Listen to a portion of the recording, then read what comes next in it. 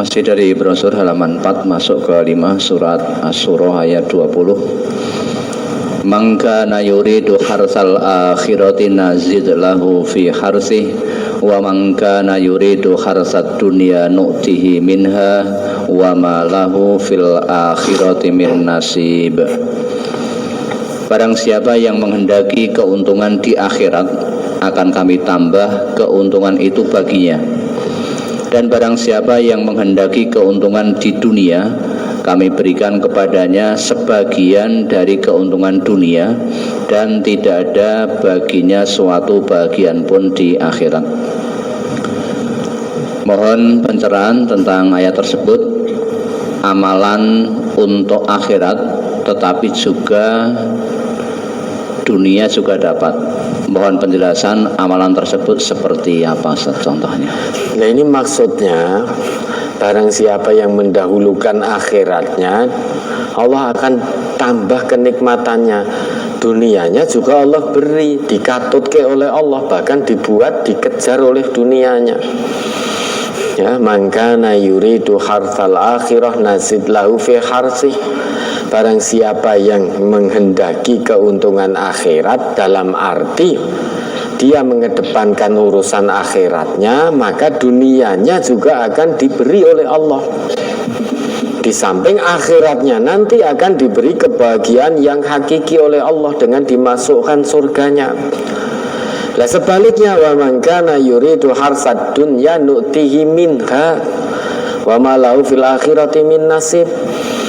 Orang yang mengedepankan dunianya daripada akhiratnya, tetap akan Allah beri hanya sebagian keuntungan dunia. Kenapa sebagian? Karena kenikmatan dunia ini tidak bisa kita miliki sendiri seutuhnya. Maka oleh Allah hanya diberi sepersekian. Tapi dia di akhirat tidak dapat bagian. Ya bagiannya ya mung sithik ning dunya itu, sesuai yang dia usahakan dan sesuai yang dikehendaki oleh Allah. Kalau menurut Nabi kita, keuntungan dunia ini kalau dibandingkan akhirat tidak lebih. Ya. Maka daripada kita memasukkan jari telunjuk kita ke laut, kita tarik, coba lihat seberapa banyak air yang menetes lagi.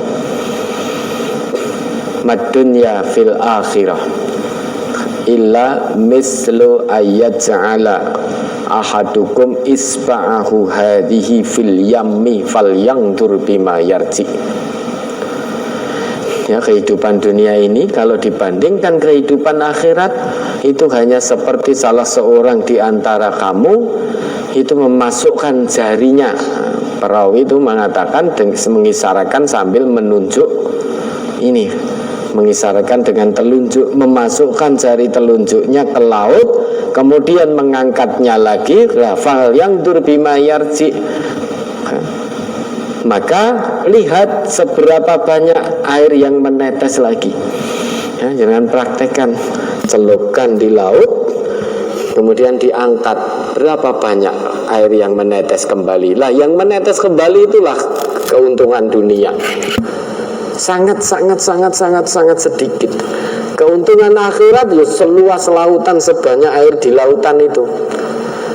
Sedangkan keuntungan dunia ya mung sing netes itu tok, setelah jari telunjuk kita masukkan, kita angkat, tes. Hanya itu tok keuntungan dunia itu. Namun demikian banyak manusia yang tergoda, termasuk kita. Enggak hati-hati, padahal mung sithik, enggak kepingin keuntungan akhirat yang sebanyak dan seluas air yang ada di lautan itu, sebanyak air di lautan itu ra kepingin. Kepinginnya mung ini yang menetes kembali mung sithik, itu tinggu rebutan mung sak donya. Bukan hanya rebutan manusia saja, direbutkan oleh makhluk Allah yang lain juga. Itu tinggu rebutan. Nah makanya kedepankan akhiratnya untuk mendapatkan diikut sertakan dunianya oleh Allah. Jangan fokus dunia sehingga ditinggalkan oleh akhirat. Dapatnya di dunia hanya sedikit, sak tetes yang kembali tadi dinggo rebutan kuwi mung sithik, entuke mung kuwi, ning akhirat tidak dapat bagian. Nah, ayat ini maksudnya mari kita jalani kehidupan ini yang kita utamakan akhirat. Sehingga kita misalkan bekerja itu untuk akhirat kita, bukan untuk dunia kita tujuannya. Hanya fokusnya untuk akhirat kita.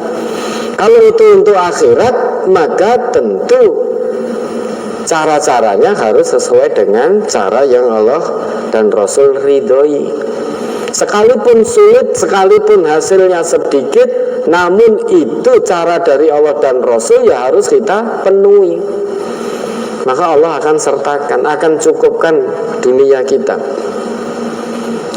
Janji Allah, wa may yatawakkal 'alallah fahuwa hasbuh, innallah balighu amrih.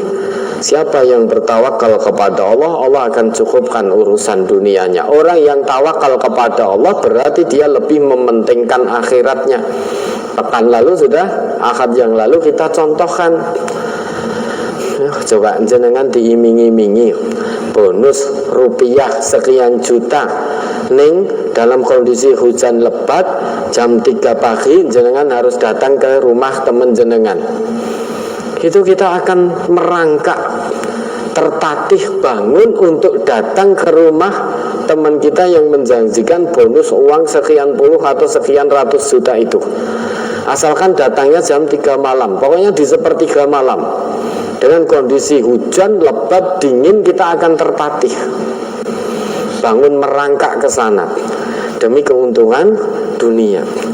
Namun Allah menjanjikan, kamu bangun kondisi tengah malam, apapun kondisimu, baik hujan lebat, dingin, kalau kamu bangun bisa istiqomah di sepertiga malam, janji Allah, Allah akan angkat kamu, bawa kamu, derajatnya diangkat menuju makom yang puji. Itu kita banyak yang gak kepingin. Dari situ berarti kita lebih mengutamakan dunia daripada mengutamakan akhirat. Iming-iming dari Allah surga Firdaus ora kepingin. Surga Firdaus bersama para nabi, para siddiqin, para syuhada, para solihin tidak kepingin. Kenikmatan mala ainun ra'at wala udhunun sami'at wala khatara ala qalbi bashar. Banyak manusia yang tidak kepingin kenikmatan yang tidak pernah terlihat oleh kasat mata manusia ketika di dunia, terdengar oleh pendengaran manusia juga tidak pernah, terlintas dalam benak manusia ketika di dunia juga tidak pernah.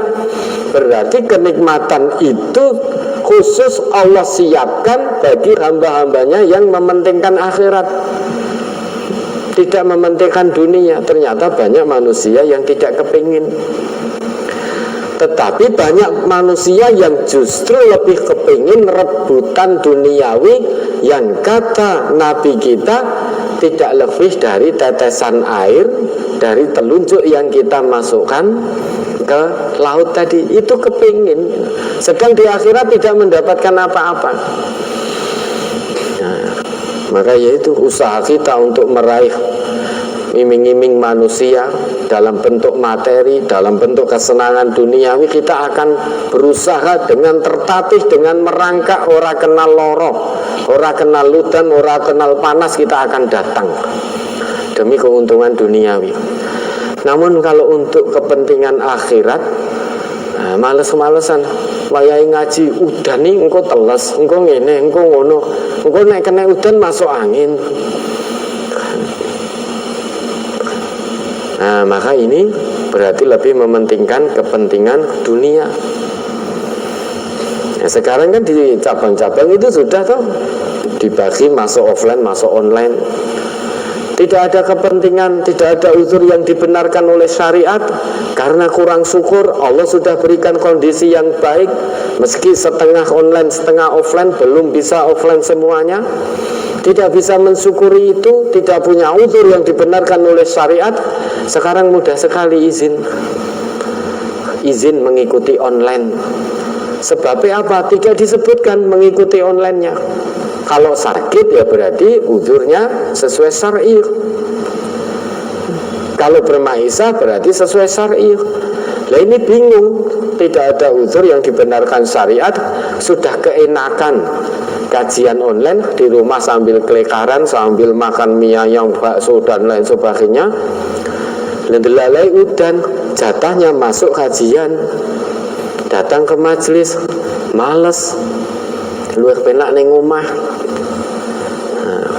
Kemudian izin mengikuti online, ya berarti dia lebih pentingkan dunianya.